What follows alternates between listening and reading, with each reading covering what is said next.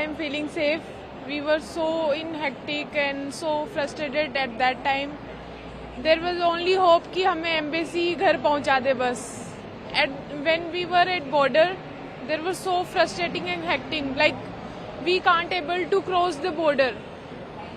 There were so many students like Nigerian, from Poland, from Egypt.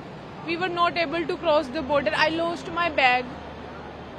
Two bags I lost, and I even lost my passport and all. I went back and have my passport. Then I came back, and some of my friends are also stuck at border. So I just want to say help them. But Indian embassy just hope for us. We were helpless in Ukraine. So I just want to say thanks Indian embassy to bring us safe, and thanks to Indian embassy, and please help who are already stuck there.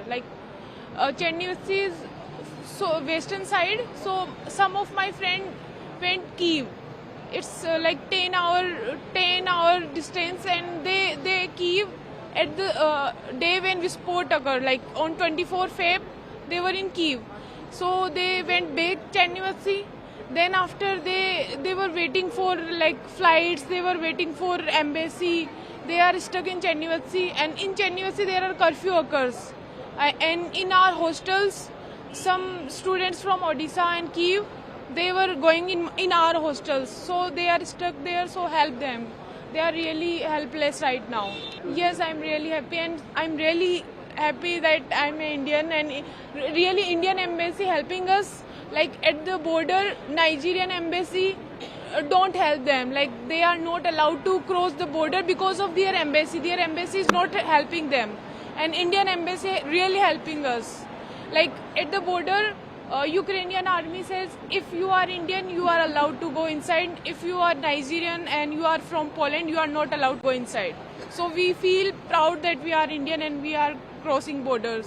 But some of students are stuck there, so they are really need your help. देखिए sir, अभी तक Ukraine का scene ये है कि हमें border तक काफ़ी चीज़ें फेस करनी पड़ी है. काफ़ी चीज़ें वहाँ जो है वो अभी सोल्व नहीं हुई.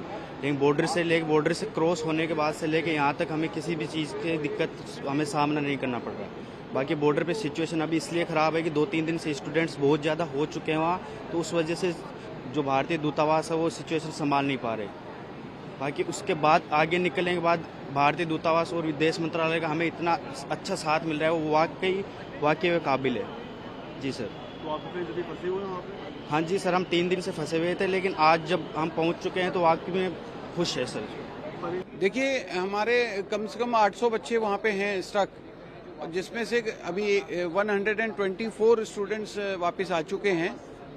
थ्रू इवैक्यूएशन फ्लाइट्स भी करीब 84 के करीब आ गए हैं. जो स्टूडेंट बॉर्डर क्रॉस करके हंगरी और स्लोवाक, रोमानिया और पोलैंड यहाँ पहुँच रहे हैं, इनको तो मदद मिलकर के ये लोग वापस आ पा रहे हैं. लेकिन हमारी चिंता उन स्टूडेंट्स के लिए है जो कीव और खार्किव में फंसे हुए हैं. उनके पास खाना पीना खत्म हो गया है, वहाँ अगल बगल बम के धमाके चल रहे हैं, और जो बॉर्डर पे पिछले 2 दिन से बॉर्डर क्रॉस नहीं कर पा रहे हैं रोमानिया के, वहाँ स्नोफॉल हो रहा है, और स्नोफॉल के दौरान उनका खून जम गया है.